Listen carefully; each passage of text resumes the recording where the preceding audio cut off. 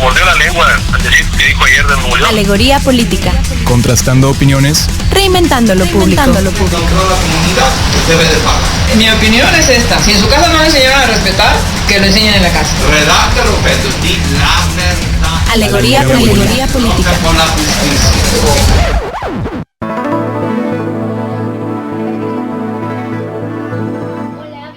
Bienvenidos a Alegoría Política, este espacio de análisis político desde la universidad, donde además buscamos dar voz a la sociedad civil organizada. El día de hoy quiero empezar comentándoles que teníamos planeado que nos acompañara en cabina Fernando Elizondo Barragán, candidato por Movimiento Ciudadano. Sin embargo, hemos tenido algunas fallas técnicas con la antena de la estación y pues muchos de ustedes ya se habrán dado cuenta. Durante el día recurrentemente en la estación hemos tenido llamadas como que ¿qué pasa? Me muevo de un lugar y ya no escucho. Pues sí, tenemos estas fallas. Entonces, con este objetivo de poder tener una cobertura realmente imparcial, con mismas condiciones a todas y todos los candidatos, hemos propuesto a Fernando Elizondo y su equipo que podamos reagendar para la próxima semana mejor el programa, y ahorita pues lo que nos decidimos a hacer es poder tener un programa donde el día de hoy estamos puros estudiantes, puras y puros estudiantes, y aquí lo que vamos a intentar hacer es un análisis sobre cómo como estudiantes estamos buscando incidir en este proceso electoral 2015, y conmigo comparte el micrófono mi compañero Roberto Alviso. Hola Angie, encantado de estar hoy en la mesa. También mi compañero Carlos Aguilar. Hola gente bonita que nos escucha en sus hogares, en la oficina, en la zona tech, especialmente el día de hoy. Les mandamos un caluroso saludo a todos. Y también está con nosotros Denise de la Peña, que es parte del equipo de Nueva Prensa y que igual ha estado con nosotros durante la cobertura electoral 2015. Hola Angie, muchas gracias, un gusto volver a estar con ustedes y pues a ver qué sale de aquí. Claro, y sobre todo porque Denise, bueno, en Nueva Prensa han estado haciendo como todo esta igual cobertura, como desde el periódico estudiantil, desde el periódico universitario, que la verdad es bastante leído. Y digo, la comunidad no es nada chiquita, 12,192 estudiantes. Entonces, qué precisión de números. Sí, estoy haciendo una investigación y por eso tengo el número como tan presente. Entonces, pues bueno, para iniciar como el programa, el tema de esta agenda estudiantil, yo creo que también es importante precisar que es previo a un debate que tendremos, que es el primer debate candidatos y candidatas posicionado por alguna universidad, ¿no? En este caso, el Tecnológico de Monterrey recibe este viernes 10 de abril a los punteros, y bueno, la puntera y los punteros. Eso es algo interesante, ¿no? Porque al principio la idea era que el debate fuera abierto a todas y todos los candidatos. Oh, sorpresa, que tenemos 10 candidatos, que sería un debate de 24 horas. Entonces, dado estas cuestiones, deciden poner como este umbral, ¿no?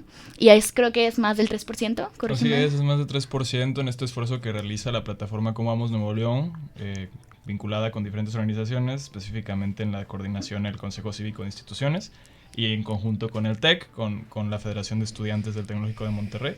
Y exactamente son los punteros con el más de 3%, y son 4 personas. Sí, o sea, tenemos a primero Ivonne, después a Felipe, después a Jaime y finalmente a Fernando Elizondo, que hasta ahorita digo que si el día de mañana alguno de los otros 6 sube mágicamente, ¿no? El 3% más, igual será invitado. Entonces esa es como la condición.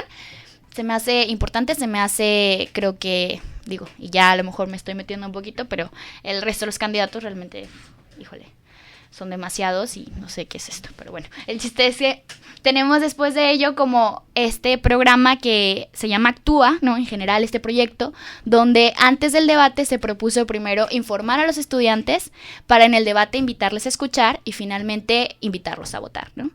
Y en la primera fase de informarte, hubo unos ejes que propusieron como agenda estudiantil que me parece interesante que los podamos analizar y además comentar otros esfuerzos universitarios que ha habido en otras universidades, ¿no? Y que de hecho está muy, muy, muy interesante la iniciativa de la Comisión Estatal Electoral de hacer una agenda interuniversitaria.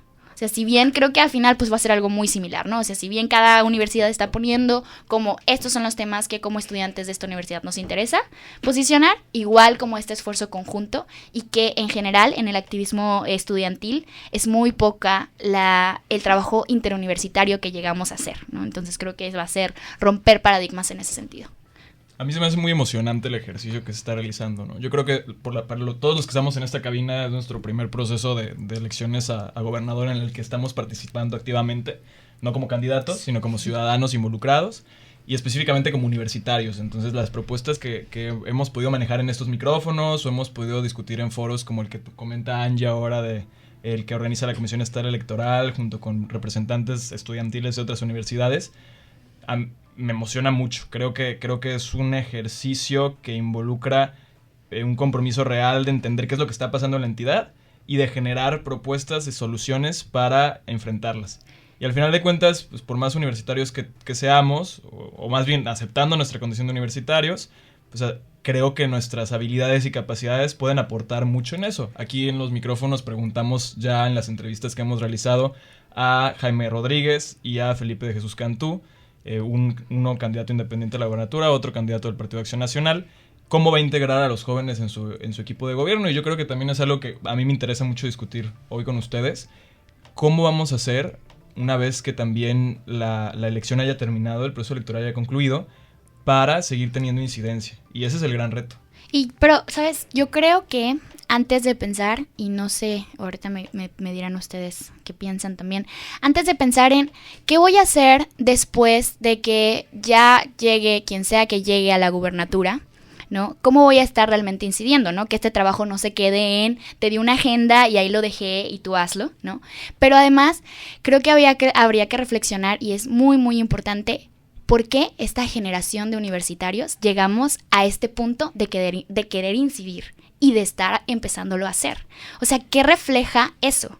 Que somos una generación que nos tocó vivir la guerra contra el narcotráfico de Calderón en una edad suficiente para poder analizar la situación, ¿no? Que estamos en esta etapa de universidad donde como que es el espacio de conocimiento, entonces empiezas como que son diferentes cosas, como que tenemos todo para participar, ¿no? Somos estudiantes y eso es un privilegio en este país donde la educación no es para todas y para todos. Y además tenemos como todo este contexto que nos hizo llegar a este momento y decir, asumo mi rol como estudiante, como bien habías dicho, Roberto, ¿no? Y no sé, por ejemplo, Carlos, ¿tú cómo lo ves? Porque tú eres de Chiapas, ¿no? Y estás aquí ahorita en Nuevo León viviendo este proceso de gubernatura, de elecciones, a la gubernatura de Nuevo León. No sé si en tu estado también estén como elecciones locales, y también no sé, por ejemplo, cómo estén participando, que tú sepas, tus compañeros que se quedaron en Chiapas, ¿no? ¿Qué tanto están incidiendo? Porque creo que todo esto tiene que ver, qué diferencias hay entre la participación estudiantil en Nuevo León y en otros estados. Sí, claro, como en todo el país, en mi estado, pues hay elecciones también a diputados federales, diputados locales y presidente municipal, y me siento muy feliz de que tengo amigos y conocidos en distintos ámbitos de la política local de mi localidad, valga la redundancia, tanto como militantes, como activistas y demás. Entonces, la gran diferencia que veo yo es que, por ejemplo, comentabas hace un momento que hay 10 candidatos y son demasiados, incluso se podría decir. Pero eso también te habla de una pluralidad que existe en Nuevo León, y que tienes a 4 candidatos específicamente con posibilidades reales de ganar, y que eso es algo muy distinto allá cuando es muy claro quién va a ser el ganador con un alto porcentaje de votos antes de la elección. Entonces, y aparte porque allá tampoco hay como que unas comunidades universitarias así a estos niveles que tiene Nuevo León, o sea, no solo hablando del TEC, en general, las universidades allá son pocas y no tienen el peso que tienen aquí como para poder traer a los candidatos a sentarse con los estudiantes a platicar, a poner agendas de trabajo y todo esto. Entonces es algo muy valioso que se aprecia mucho que existe aquí. Eso me parece sumamente interesante, ¿no? Como es que, bueno, Nuevo León es este estado de progreso y de trabajo. No, pero además en 2006 estuvo luchando por ser la ciudad del conocimiento, ¿no? Monterrey en específico, de las Fórum de las Culturas, etcétera. Y uno de los argumentos que daban es que tenía universidades sumamente importantes. Cuando habla de universidades importantes siempre menciona la UNI, el TEC, UR y UDEM. Hay muchas otras, pero esas son como que las punteras. Y también hablábamos de una apatía en el Estado, es decir, hay como todo un mecanismo súper bien pensado en el Estado para que puedas presumir que no hay huelgas estudiantiles, que no hay huelgas laborales, etcétera, etcétera. Pero creo que en estos últimos años eso se ha empezado a romper, ¿no? O sea, ya empezamos a darle la vuelta. Tu estructura que ingeniaste para un fin que no era el que está sucediendo ahorita, se está rompiendo. Porque esa base de muchas universidades fuertes y buenas, creo yo que está como cambiando en ese sentido. No sé, y bueno, también tú, Denise, tú eres de Saltillo, sí, y no sé cómo lo percibas. Sí, como dice Carlos, Nuevo León es, no sé, una realidad diferente. Igual, en Saltillo, no conozco el resto de Coahuila más que ciertos municipios, pero en Saltillo tampoco la población estudiantil es tanta. Y solamente está un campus de la UAC, un campus del TEC, pero también las universidades están muy giradas a ofrecer carreras relacionadas con la industria, ingenierías. Entonces, no se da tanto este espacio de crítica o estos movimientos estudiantiles que critiquen todo esto.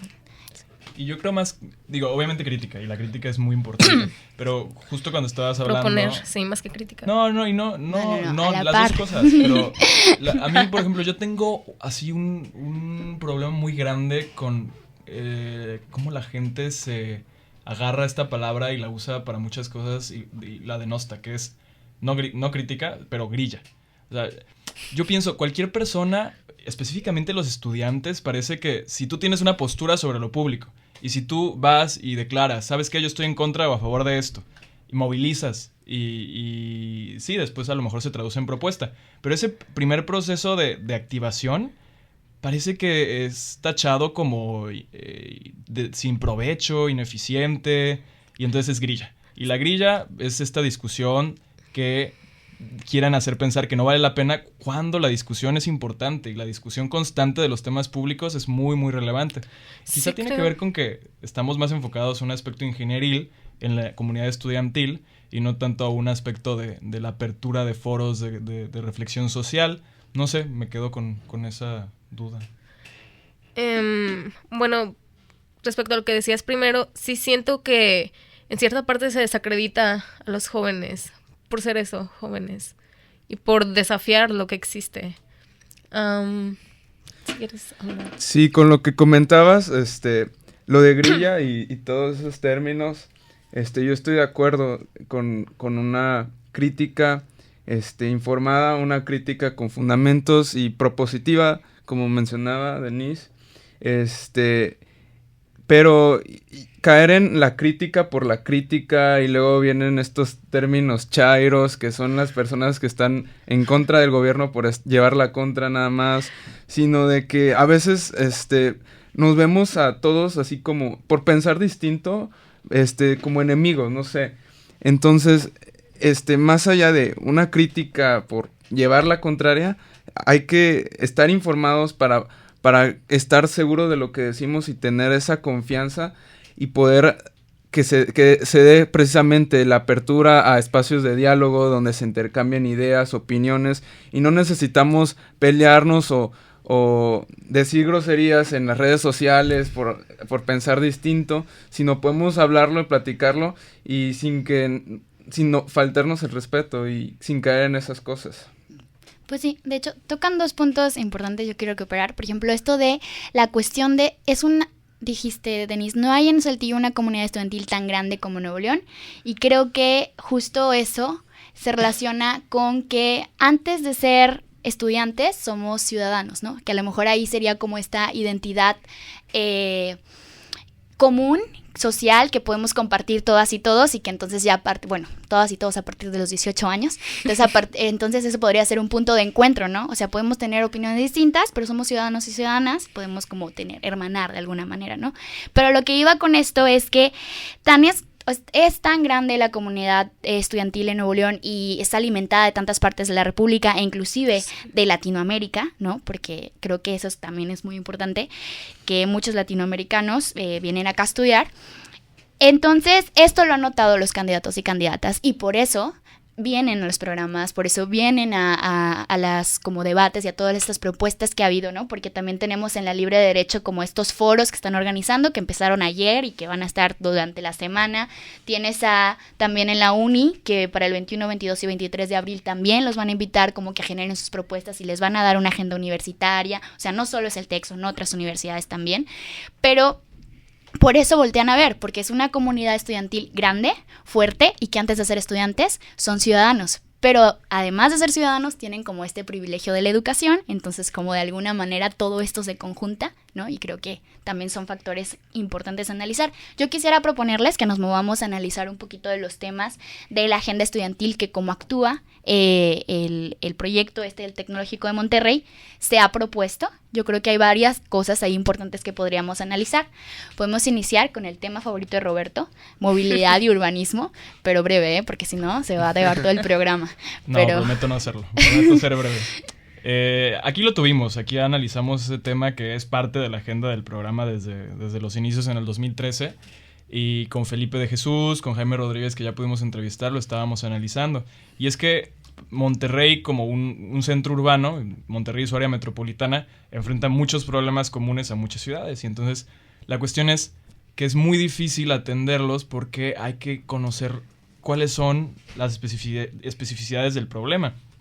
Y pues en una ciudad tan grande y con tantos elementos a considerar, pues es un reto enorme. Pero poco a poco siento que estamos haciendo los avances necesarios. Por ejemplo, la creación de los institutos municipales de planeación urbana que hay en la ciudad fue un primer paso. Es definitivamente un primer paso, ¿no? Iniciamos con uno en San Pedro alrededor de 2006 y en Monterrey en el 2013 con la administración actual. Y dices, ok, municipalmente nos estamos ordenando. Pero estos municipios no están aislados. Estos municipios son parte de una zona metropolitana y entonces lo que pasa en Santa Catarina, en los desarrollos de vivienda en Santa Catarina, afectan la movilidad en toda la zona metropolitana, ¿no? Entonces, una de las cosas importantes que hemos estado discutiendo en foros, por ejemplo, yo he estado presente en las mesas de trabajo de la Comisión Estatal Electoral, en la agenda interuniversitaria, junto con alumnos de la UNI, de la Universidad de Monterrey, de la Universidad Regiomontana y la Universidad Politécnica de Apodaca, además de alumnos del Tecnológico, y cómo es necesario que el gobernador, por lo menos a mi parecer, y es lo que estábamos discutiendo ahí, tome un rol de rector de esta actividad para organizar qué va a pasar en la zona metropolitana. Ok, obviamente no es que se enfoque solo en la zona metropolitana, y lo hemos dicho aquí. La zona rural de Nuevo León no se puede descuidar, y ciudades que están, o centros de población que están creciendo como Linares, o como es el caso de Pesquería, que está muy cerca, y como hemos platicado, la planta en Kia va a hacer que cambie, la planta de Kia en Pesquería va a hacer que cambie completamente la cara de este municipio, y entonces el gobernador es el que tiene que decir, o el equipo del gobernador y la administración estatal, decir, estas son las condiciones que nosotros estamos planteando para el desarrollo urbano de el estado entero, y cómo ir distribuyendo los recursos de la mejor manera para no tener problemas que tenemos ahora de una cantidad elevadísima de transporte particular utilizado, de recursos invertidos específicamente a vialidades para autos y una desarticulación completa del transporte público, ¿no? Que poco a poco vamos avanzando. Sí, yo creo que aparte este tema lo posiciona, y ya lo habíamos comentado en un programa, la sociedad civil organizada posiciona este tema en la agenda, y tan es así que ahorita todos los candidatos, bueno, no estoy segura de Ivonne, pero el resto de los candidatos sí tienen en su agenda, ¿no?, de propuestas, movilidad urbana y alternativas de movilidad urbana. Yo, ¿no?, te puedo decir, Ivonne, yo lo estaba revisando en una plataforma que tiene el norte acerca de las propuestas de los candidatos. Ivonne también habla de crear un plan metropolitano para reordenar el transporte. Jaime Rodríguez también lo dijo aquí. Sí, y revisar el proyecto de Ecovía, que esto se me hace súper interesante porque en un esfuerzo por darle más capacidad al transporte público de Nuevo León y diseñarlo de una manera más eficiente, pues instale una Ecovía. que para los que conocen el esquema de Metrobús de la Ciudad de México, pues es un escenario similar, ¿no? Son estos BRTs, Bus Rapid Transit, que lo que intenta es un carril exclusivo, que te sale barato, no es como construir un metro subterráneo, un metro elevado o un tren ligero, sino simplemente sobre el mismo concreto de la calle que ya tienes, destínale un carril a los autobuses. Y es lo que se intentó, pero el problema es que otra vez vamos a los detalles, ¿no? Cómo la ecovía pone en jaque, porque hay muchas personas que ya están acostumbradas a ciertas formas de moverse y de repente cambian completamente ese escenario de las rutas, y hay gente que dice es que la ecovía no sirve, es que no nos está funcionando. Yo no sé, la verdad. Yo no soy usuario recurrente de la ecovía. Para mí es un buen paso en dirección a un sistema integral de transporte público, y que Ivonne lo quiera revisar, pues es también aceptar que el gobierno estatal actual, el gobierno de Rodrigo Medina, no ha sido capaz, o sea, lo construyó, se destinaron los recursos, está funcionando, pero no ha sido capaz de hacerlo una opción que tanto usuarios como el público general de ciudadanos que ve, pues ahí está la ecovía, que diga, es eficiente y está sirviendo. Y ese es el reto. Sí, o sea, hay divisiones, por sí. Aquí lo que comento, me recuerda una plática que tuve un amigo comparando ciudades como Monterrey y Guadalajara, que son ciudades totalmente pensadas para los automovilistas, y en vez de, no sé, como que cambiar eso, siguen apostando por crear más calles, y eso es algo muy costoso, y no, siento que no hay la apuesta hacia, no sé, otros medios como la bicicleta. Sí, la bicicleta no, de plano, no lo traen. Sí, y es algo muy, muy importante. Por ejemplo, como comentaba un maestro que me decía que las ciudades grandes de Europa que están teniendo problemas igual de tráfico y todo esto, han apostado a la bicicleta, porque combates diversos problemas públicos. Es una política pública muy eficaz porque no solo atacas al caos vial, sino que ayudas a la salud pública, sí, evitas la contaminación, son muchas cosas, y yo sé que es algo muy complicado de planificar, porque no es como que de la noche a la mañana vas a cambiar todo el sistema de transporte de Monterrey. Es algo que requiere tiempo, años seguramente, mucho dinero, y también la concientización de las personas que están usando sus automóviles, que para ellos tal vez es más cómodo encender su carro e irse, pero se estresan con el tráfico. Sí. Entonces, dejar un poco ya las autopistas y ver otras formas más, tanto buenas para el medio ambiente, como que tengan una visión a futuro, no una visión a 5 años, sino una visión a 20, 30 años. Sí. Lo único que no coincido es el mucho dinero. No creo que es menos dinero que el resto, pero... Bueno, yo he tenido la oportunidad de usar el Metrobús en la Ciudad de México y me encantó, me enamoré de él. Creo que es muy eficiente, muy rápido, cubre una larga distancia. Después también viajé a León, Guanajuato, e igual usé el transporte público de allá y es increíble, la planificación está muy muy bien hecha, y también hay una especie de ecovía y funciona muy bien, y me parece una muy muy buena alternativa, pero siento que aquí lo que falla es que se cree esa cultura de que quienes utilizan el carro empiecen a ceder a estos otros medios de transporte. Casi tenemos que ir a corte, pero yo antes de irnos, unos puntos así súper rápido. Yo creo el gran reto es que la ciudad no puede seguir extendiéndose a lo largo. La mancha urbana, si se sigue expandiendo, vamos a seguir teniendo estos grandes problemas. La bicicleta, yo estoy de acuerdo con muchas críticas que la gente hace. Yo no me voy a ir desde el sur hasta el norte de la ciudad a mi trabajo en bicicleta. Bueno, claro. Pero por eso la alternativa es haz que la gente viva cerca de donde hace sus actividades diarias. Y una de las grandes alternativas, y es algo que estamos incluyendo en esta agenda que se quiere presentar en la cuestión de desarrollo urbano con la Comisión Estatal Electoral, es recuperar el centro urbano de la zona metropolitana, que es el centro de Monterrey, que está abandonado. El 25% de las propiedades ahí están en desuso o definitivamente abandonadas. ¿Cómo hacer que se revitalice y cómo hacer que, como las ciudades de Europa, seamos ciudades más densas? Porque somos ciudades con muy poca densidad, entonces te genera muchos costos medioambientales, económicos y del tiempo que se toma de llegar a un lugar a otro. Sí, pues bueno, vamos a un corte y ahorita regresamos a continuar con este análisis de la agenda estudiantil que se está pujando desde distintas universidades. De análisis político local y nacional, donde además buscamos dar voz a la sociedad civil organizada. Yo soy Angie Maldonado y este es el segundo bloque del programa. Comparten conmigo el micrófono Roberto, Alviso, Carlos y Denise. Y bueno, estábamos con este tema de como la agenda estudiantil que hemos estado pujando desde distintas universidades a los candidatos y candidatas del tecnológico, los candidatos y candidatas a la gubernatura, que estamos con este proceso a 2015 y que realmente hemos estado buscando incidir. El primer tema que analizamos fue movilidad y urbanismo, ya tuvimos como unas breves conclusiones, y el siguiente tema que también ha estado pujante es el de derechos humanos e inclusión a grupos minoritarios, que en realidad sería derechos humanos, porque si se cumplieran, entonces no tendríamos que hablar de inclusión a grupos minoritarios. Pero bueno, hacemos el énfasis porque, pues así es, ¿no? Tenemos a este Estado, que es el que más discrimina, ¿no?, a muchos de estos grupos minoritarios, personas indígenas, personas de la comunidad LGBT, etc. Y yo quisiera justo tocar el tema del LGBT, porque Denise, tú has tenido ya la oportunidad de entrevistar a 3 de los 10 candidatos, ¿no? Que es Felipe, Jaime y... recuérdame. Felipe, Jaime y Fernando, sí, ellos 3.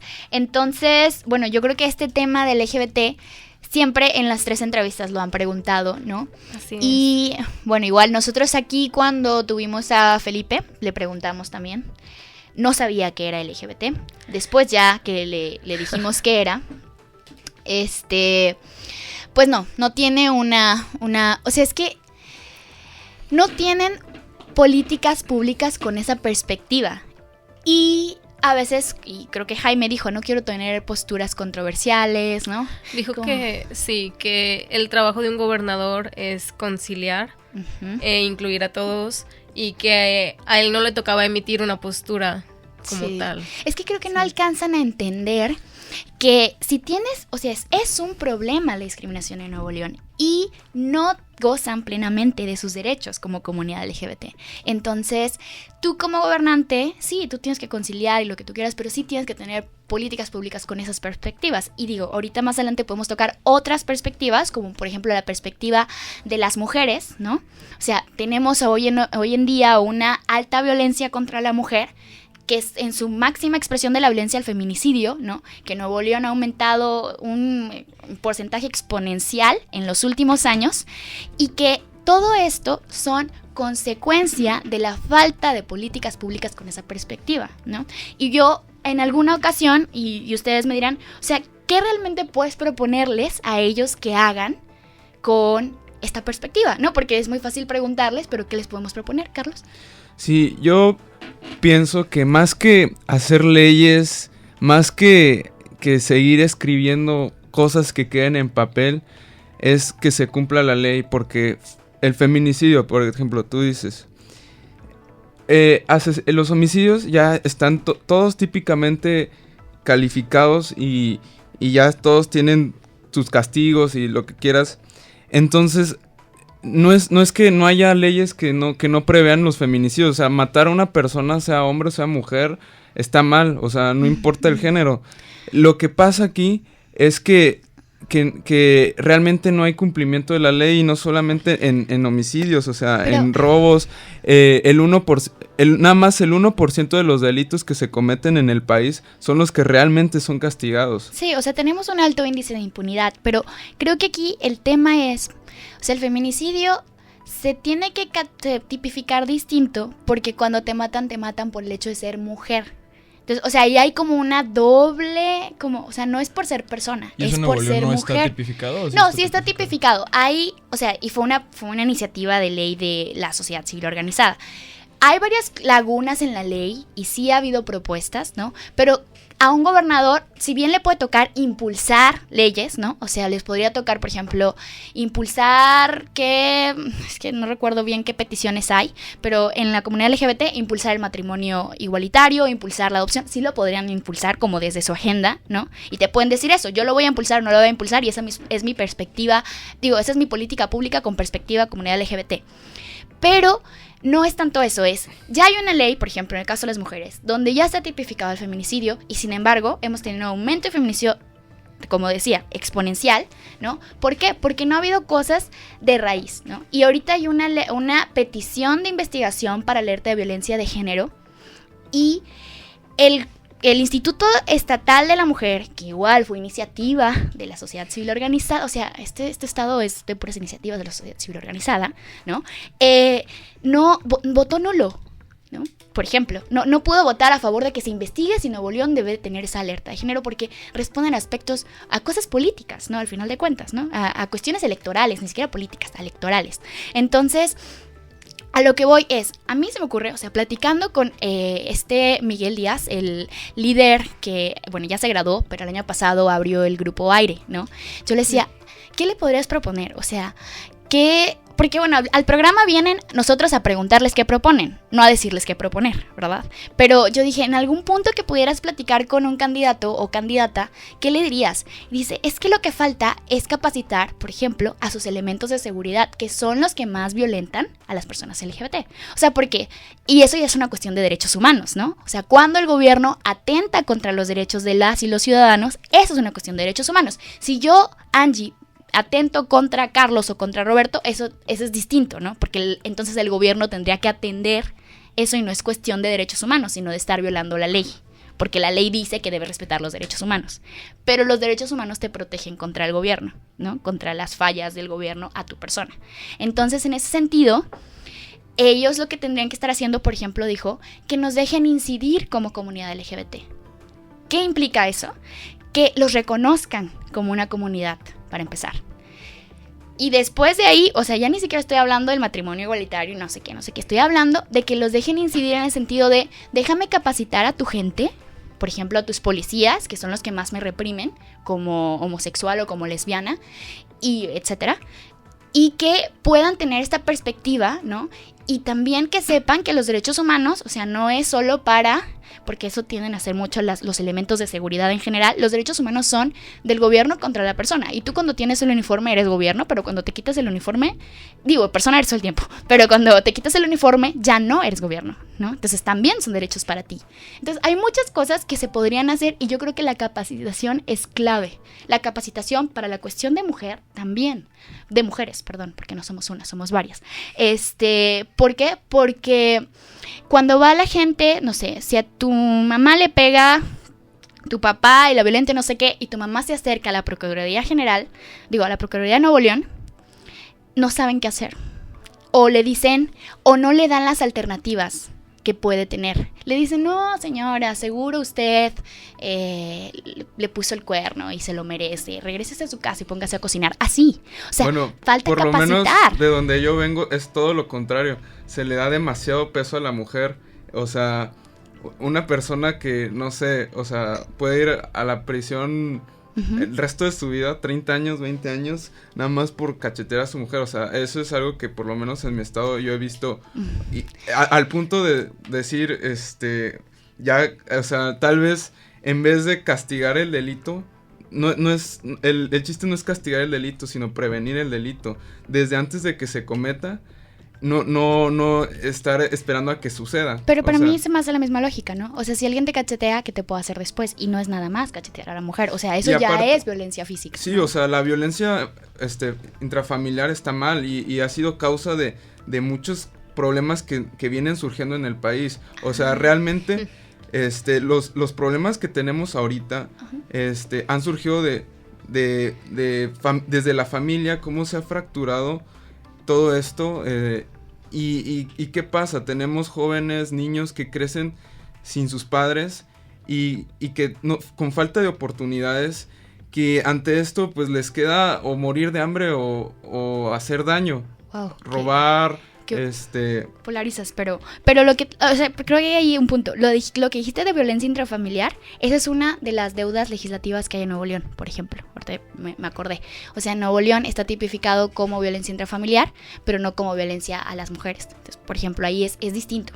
Hay una cosa es violencia intrafamiliar y otra cosa es violencia contra las mujeres. Este ejercicio de agenda estudiantil y específicamente en las exigencias o propuestas, requisiciones, no sé, como palabra que quieran escoger, es importante entender la función de la administración pública estatal. Y como hablábamos en un principio, primero nos fuimos como más a la parte de la legalidad, la parte de legislación, luego un debate más acerca de la realidad de la discriminación y cómo se interpreta eso por la acción del Estado. Creo que lo que ha faltado en Nuevo León específicamente es tener una política pública coherente.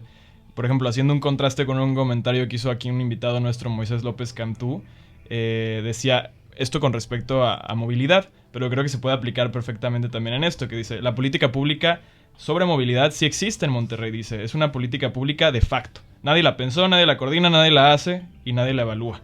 Entonces es como, son acciones descoordinadas del gobierno que por más buena voluntad que algún actor o un agente público tenga, no tienen incidencia directa en cuestiones estructurales. Entonces, por ejemplo, en cuestiones de discriminación, yo lo que propondría o lo que yo vería inteligente es, en realidad, establecer líneas de operación de las agencias del gobierno estatal, específicamente yo creo que las de seguridad pública, como mencionaba Angie, para que entiendan qué implica el respeto a diferentes expresiones, ¿no? Ya sea específicamente cuestiones de diversidad sexual o pues también podría ser cuestiones de libertad de expresión, pero al final de cuentas que haya una comprensión de qué implica desde el gobierno poder prevenir y erradicar la discriminación. Sí, porque creo que eso no lo veo en los candidatos, la verdad, ni en Ivonne. O sea, tienen como, es que yo respeto, es que yo sé que tengo que estar ahí y ayudar a todas y todos, y yo los trato como iguales. Sí y no. O sea, hoy en día el derecho a la igualdad y el derecho a la diferencia están igualmente posicionados como importantes, ¿no? O sea, sí somos iguales ante derechos, ¿no? Pero tienen que atender las particularidades con esa perspectiva. Entonces, por ejemplo, no sé cómo, por ejemplo, Denise, a ti específicamente quién te tocó entrevistar o no, pero ¿cómo ves, o sea, más allá de la comunidad LGBT, otros temas que hayan querido posicionar en NP referente a derechos humanos? Pues sí, posicionamos en las entrevistas el tema de la violencia intrafamiliar y sus respuestas fueron muy similares, que esta violencia se debe a espacios públicos deficientes, sin áreas verdes, a casas pequeñas y quieren atacar a la violencia intrafamiliar por ese lado, proponer parques, crear espacios verdes en donde las familias convivan. También mencionaron que una causa de la violencia intrafamiliar es el tráfico de Monterrey, que llegas cansado del trabajo y con el tráfico te pones de malas y llegas a, no sé. Puede tener correlación, pero no sé si necesariamente causa. No sé si sea la manera de combatir a la violencia intrafamiliar poniendo parques. Pero es que son los grandes retos, ¿no? A los que se enfrentan. Y creo que y eso lo comenté en otros programas, que después de aquí los candidatos y la candidata se vayan reflexionando, ¿no? Que ellos no tienen la respuesta de todo. Y que eso es lo primero que tienen que asumir, ¿no? No tengo la respuesta para todo. ¿Con quién voy a hacer sinergias, ¿no? Sí. Para esto, por ejemplo, yo no soy la más capacitada para la comunidad LGBT. Voy a acercarme con esa comunidad, la que está organizada, ¿no? Y a permitirles incidir. Yo no estoy capacitado para tal cosa. Voy con las mujeres que han estado impulsando la alerta de violencia de género, que son Artemisas por la Equidad y Alternativas Pacíficas, por ejemplo, ¿no? Que son ONGs. Entonces, eso creo que ha sido y va a ser el gran reto, porque tienen una sociedad civil que ya se está organizando, bastante organizada. Tenemos diferentes tipos de activismo, ¿no? En el Estado, y que el reto sea trabajar con todas estas personas, que yo así lo veo, que es como va a ser de lo más retador para ellos. Si quieren saber qué es lo que han dicho los candidatos en estos micrófonos, nosotros tenemos entrevistas a las dos ya realizadas, están ya en YouTube, pueden buscar Alegoría Política en la página de YouTube, ahí pueden escuchar la de Jaime Rodríguez y la de Felipe de Jesús Cantú, y también pueden las de NP, ¿no? Los invitamos a visitar nuestra página, nuevaprensa.net, ahí tenemos ya 3 entrevistas, las 2 que realizamos en conjunto con Alegoría Política, más la de Fernando Elizondo, así que por ahí pueden visitarnos. Sí, y la idea es tener a todos y todas las candidatas en entrevista, Denise. Sí, esa es la idea para lograr una cobertura imparcial, como mencionabas al principio del programa. Perfecto. Pues bueno, entonces ahí está para que en redes, pues digo, ahí pueden comentar, pueden hacer más preguntas, etcétera, ¿no? Y como, porque realmente creo que ese ejercicio es importante Y bueno, aparte yo, o sea, bueno, no sé si quieran comentar algo más de este tema de derechos humanos. No, nos emocionamos ahora sí con el de derechos humanos. Sí, si no podemos partir a este tema que a lo mejor es bastante técnico, pero sí podríamos aportar un poco, sobre todo si participamos en los eventos de información que hubo por parte de Actúa, este evento del tecnológico, sobre deuda pública y de alguna manera transparencia, ¿no? Que está bastante ligado. Está ligado porque transparencia, o sea, la cultura de transparencia, que es parte de la cultura de la rendición de cuentas, busca ser un real contrapeso, ¿no? Y creo que a lo mejor quisiera precisar un poquito aquí, a lo mejor algo teórico, pero ¿por qué habría que rendir cuentas, ¿no? Y, por ejemplo, cuando tuvimos aquí el proceso electoral interno de estudiantes, y que en Nueva Prensa, por ejemplo, estuvo haciendo toda esta cobertura del proceso interno, ¿no? De elecciones para la Federación de Estudiantes, se preguntan, ¿por qué hay que rendir cuentas? Pues porque llegas por una vía democrática, ¿no? Y tienes que rendirle cuentas a esas personas que se dieron el poder para que tú los representes.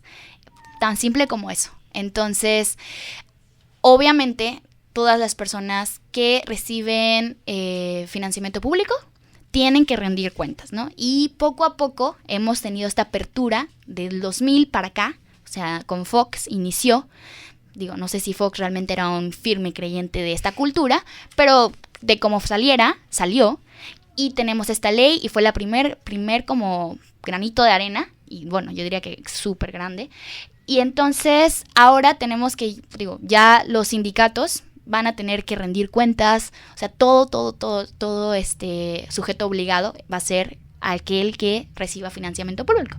Entonces, bueno, pero más fácil, aquellas personas que nosotros votamos, ¿no? Pues van a tener que rendirnos cuentas. Y sobre esto Nuevo León ha estado bastante avanzado. Inician con Alcalde Como Vamos, que yo creo que refleja una madurez de la sociedad civil organizada increíble, que rompe igual paradigmas, porque es una plataforma de diferentes colectivos y ONGs de la sociedad civil que dicen, vamos a coordinarnos, vamos a poner temas en la agenda y vamos a evaluar a nuestros representantes, ¿no? En este caso iniciaron con las alcaldías, pero ya viene este nuevo paso, el segundo paso, que es a nivel gobernador o gobernadora. Creo que, o sea, sí es una demuestra positiva de que la sociedad civil está organizada, pero al mismo tiempo es una muestra de que si no existiese esa presión, quizá el gobierno estatal o los gobiernos municipales seguirían intentando continuar con prácticas de opacidad. Y al final de cuentas, no estoy diciendo que esté mal que exista la plataforma, yo aplaudo la plataforma, pero parece que el gobierno, la administración pública no termina de asumir el compromiso por la transparencia como algo parte suyo, ¿no? Es algo como exigido de fuera y está bien que lo exijamos. Y simplemente es como ese contraste de decir, ¿por qué muchas veces lo que sabemos que tiene que pasar termina siendo, como muchos de los ejemplos que diste al inicio del programa cuando hablábamos del posicionamiento de agendas, por la sociedad civil organizada? Entonces, qué bueno que exista la sociedad civil organizada fuerte y madura, pero al mismo tiempo, qué triste que la gente que está en la administración pública tenga que esperarse a que vengan, le den un zape y le llamen la atención para que haga bien las cosas, como niño de kinder. Pero ¿no? Es que así es, o sea, no lo veo malo, es lo realmente lógico. Debería ser una obligación del ciudadano que el ciudadano tenga que comprometerse a supervisar a sus gobernadores, sí, o sea, yo sí lo veo y es que Pero realmente la supervisar proporción implica que van a cometer un acto indebido, ¿no? Exacto. O sea, Sí. son niños grandes. ¿Cuántos años tienen? Más de 30 y tantos, ¿no? Sí, pero estamos entonces partiendo de un mundo, o sea, muy, digamos, inocente, un mundo utópico, exactamente donde era la los palabra derechos que humanos no buscaba. tendrían que existir porque sería algo que ya tendrías Sí, No, sí. Alguna vez el libro que ciudades donde no necesitan semáforos o no necesitan leyes de tanta utopía, ¿no? Y qué bueno que se dando estos movimientos civiles organizados, porque realmente ese es el único camino que va a haber el cambio. O sea, conforme más personas se vayan interesando y se vayan organizando, exijan las cuentas a sus gobernantes, si no va a haber nada de cambio. Y es algo que no va a pasar de un día a otro ni en un año. O sea, es algo con el que se tiene que ir trabajando. La democracia no es un sistema perfecto, sino es algo perfectible que se puede ir mejorando conforme a los tiempos vayan cambiando. Sí. Y de hecho, o sea, cuentas claras y cuentos convincentes, que son como las dos cosas que deben darnos ellos, ¿no? Para rendir cuentas. Pero, bueno, y a lo mejor nada más tocando un poquito sobre la deuda pública, porque ya tenemos que irnos en 2 minutos. Bueno, crece tanto esta deuda pública y es un gran reto, ¿no? Y los siguientes candidatos, les guste o no, van a tener que lidiar con ella y van a tener que buscar alternativas de bajar la deuda y va a tener que ser un gobierno de austeridad. Entonces, todas sus propuestas, ¿no? Cuestan millones. Entonces, ¿qué queremos? ¿No? O sea, de verdad estamos en este querer o no, como muchos proyectos, ¿no? Hay muchas cosas, muchas áreas de oportunidad, pero tienes una deuda enorme que te dejó Rodrigo Medina. Y se lo preguntábamos a Felipe cuando estaba aquí, que tiene unos proyectos ambiciosos, sí, por ejemplo, específicamente en desarrollo urbano y movilidad. Y dice, ¿te va a alcanzar? Infraestructura para autos, infraestructura de desarrollo en el centro urbano de Monterrey. Sí, expropiamos los terrenos y no importa, los ponemos productivos. Sí. La cuestión es prioridades, ¿no? Sí, y esto va para la gente, o sea, radio escuchas. Vamos a creerles, o sea, ¿qué queremos también nosotros? O sea, ¿queremos austeridad? ¿Y qué implica esa austeridad? ¿O queremos toda esta lluvia de proyectos y nos van a endeudar hasta nuestros nietos, ¿no? Los nuestros, o sea, fatal. Entonces, creo que tenemos ya un enlace, Willy, un enlace telefónico. No sé, ¿enlace? ¿Sí? ¿Enlace telefónico? ¿No? Ok, bueno, entonces ya tenemos que terminar el programa, que bueno, simplemente hacer la invitación, no fue el enlace, pero podemos hacer nosotros la invitación. El debate de candidatos. Así es, se va a organizar a través de, como mencionábamos un inicio, esta serie de actividades de reflexión que como estudiantes hemos organizado para la misma comunidad estudiantil y para todos los interesados. Ahora llegó el momento de escuchar qué es lo que tienen que decir los candidatos y de contrastar esas propuestas. Y eso es el próximo viernes 10 de abril en el debate entre los 4 punteros, Jaime Rodríguez, Fernando Elizondo, Felipe de Jesús Cantú e Ivonne Álvarez en el auditorio Luis Elizondo a la 1:30 de la tarde. Ahí podemos escuchar cuáles son las propuestas y podemos también evaluar, decidir inteligentemente. Exactamente. Pues perfecto. Chequen nuestras redes sociales, alegoría_pol en Twitter y alegoría política en Facebook. Perfecto. Bueno, muchas gracias. Nos escuchamos el próximo martes ya con Fernando Elizondo en cabina.